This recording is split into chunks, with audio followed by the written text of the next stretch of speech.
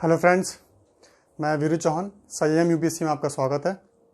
और आज का टॉपिक बहुत इंटरेस्टिंग है और भारत को अपने ऊपर गर्व करने की एक बात है और हर भारतवासी को इस बात पर गर्व होना भी चाहिए, क्योंकि बहुत छोटी चीज़ से हमने बहुत बड़ी चीज़ बना दी है। इसलिए हम लोगों को सबको मिलके इस चीज़ का श्रेय सरकार को, लोगों को, सबको देना चाहिए, एक दूसरे देशवासियों को। तो इसमें अब देखते हैं कि बहुत हमारी जो विविधता हैं धर्मों की, उसको भी एक साथ मिलाने की कोशिश करूँगा मैं इसमें, कि कैसे इंटरलिंक करूँगा कि कैसे सब एक साथ रहते हैं। इसलिए संस्कृति होती है, ठीक है, संस्कृति हर किसी की होती है, तो इसलिए मैं इसको इंटरलिंक भी करूँगा। तो ठीक है, हम शुरुआत करते हैं।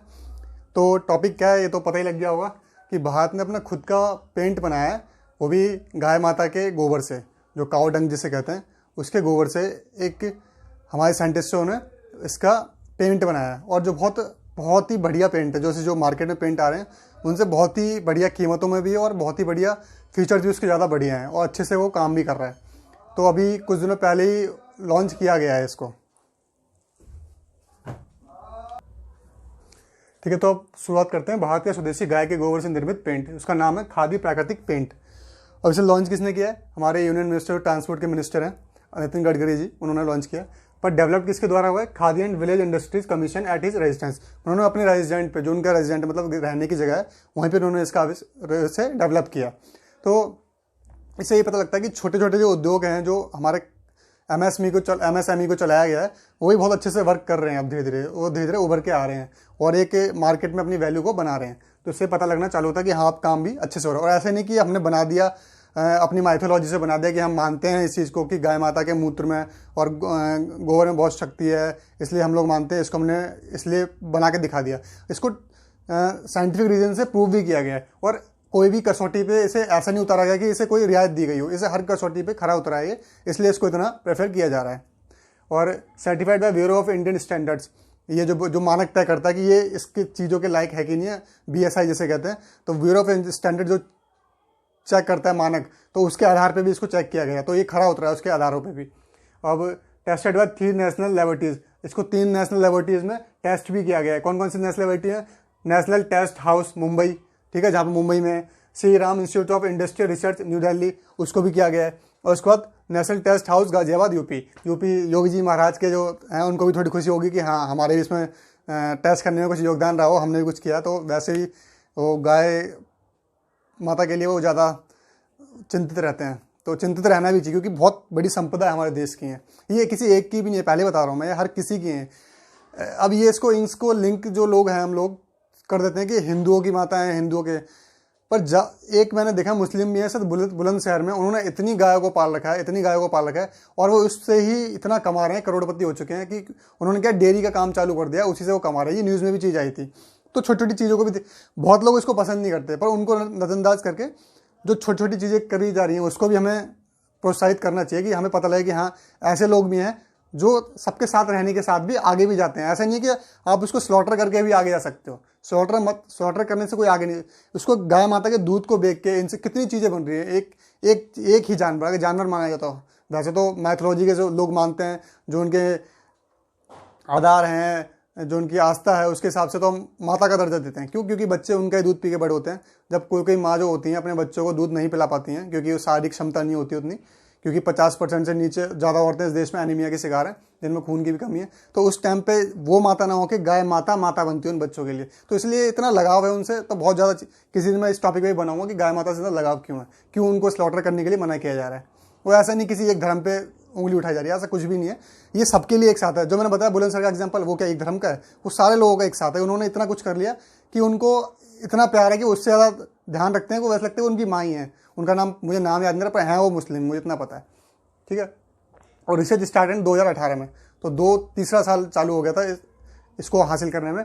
और जयपुर बेस्ड साइंटिस्ट हैं। अब देखो इंटरलिंकिंग, गाय माता सबके हिसाब से हिंदुओं की माता, पर रिसर्च में जो साइंटिस्ट थे जयपुर बेस्ड के, उन्होंने क्या कहा आगे सुनते उनका। उन्होंने डॉक्टर मोहम्मद ईसा खान, पता लग गया, नाम से पता लग गया कि मुस्लिम है, पर इन्होंने कितनी अच्छी अच्छी बातें कही हैं, उसके हिसाब से बताना चाहता हूँ कि ये देश कितनी संस्कृति से जुड़ा हुआ है।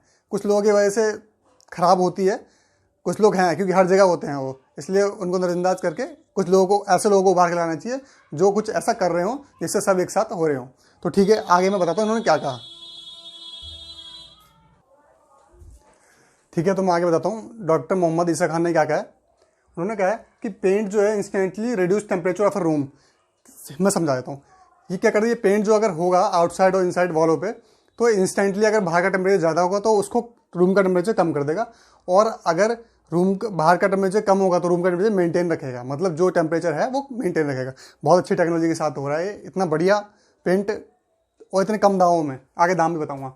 और successfully tested for radiation prevention, और रेडिएशन प्रिवेंशन से भी सक्सेसफुली टेस्टेड है ये।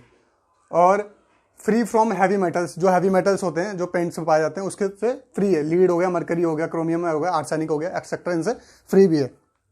तो अब और ये क्या करेगा, जो लोकल मैन्युफैक्चरिंग है उसको बढ़ावा भी देगा। जैसे कि हमारे जो घरेलू कुटीर उद्योग हैं, जो गाँव में, जैसे गाँव में गोबर होगा गाय का, क्योंकि ज़्यादातर लोग शहर में रख नहीं पाएंगे क्योंकि जगह नहीं है इतनी, इसलिए गाँव में रखे जाएंगे। और गाँव में रखे जाएंगे तो वहीं पे फैक्ट्री इंस्टॉल होंगी, वहीं पे जाके मैन्युफैक्चरिंग होगी, तो सब कुछ वहाँ के लोगों को काम भी मिलेगा और वहाँ से ये व्यवसाय के रूप में उभरेगा भी।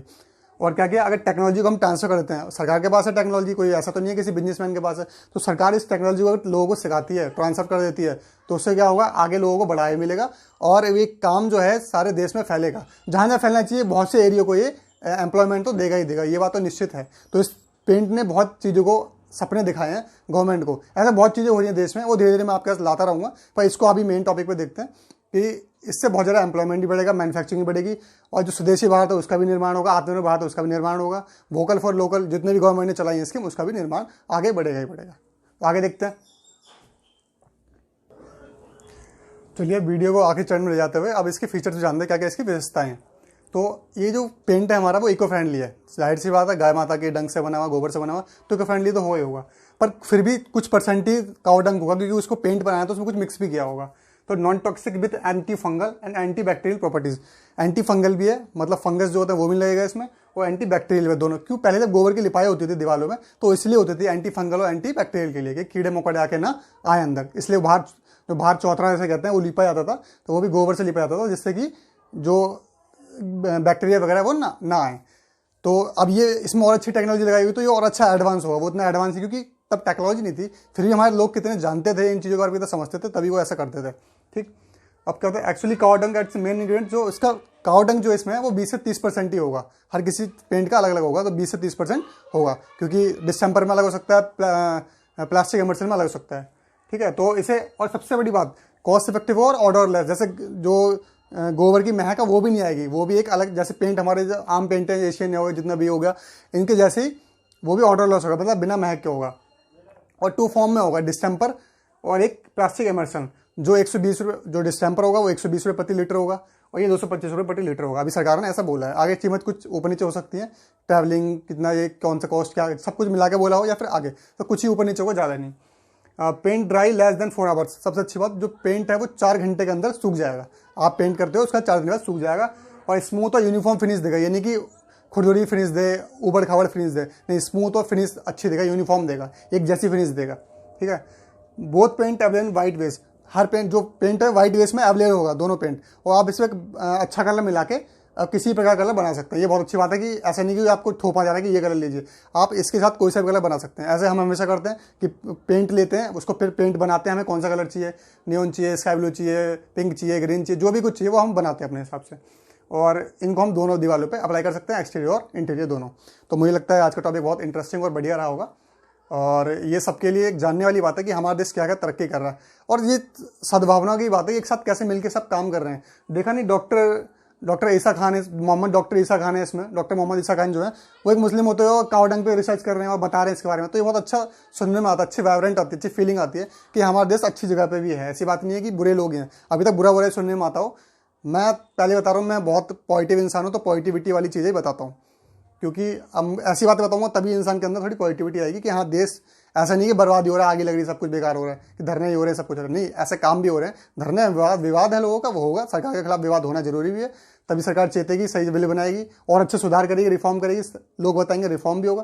तो ये तो एक पहलू है लोकतंत्र का, तो इसलिए ये अच्छी बातें बनाने मेरा कर्तव्य है। तो आज की वीडियो को यहीं समाप्त करता हूँ, तब तक के लिए खुश रहिए, अच्छे से रहिए और हेल्दी रहिए। भारत माता की जय, जय हिंद।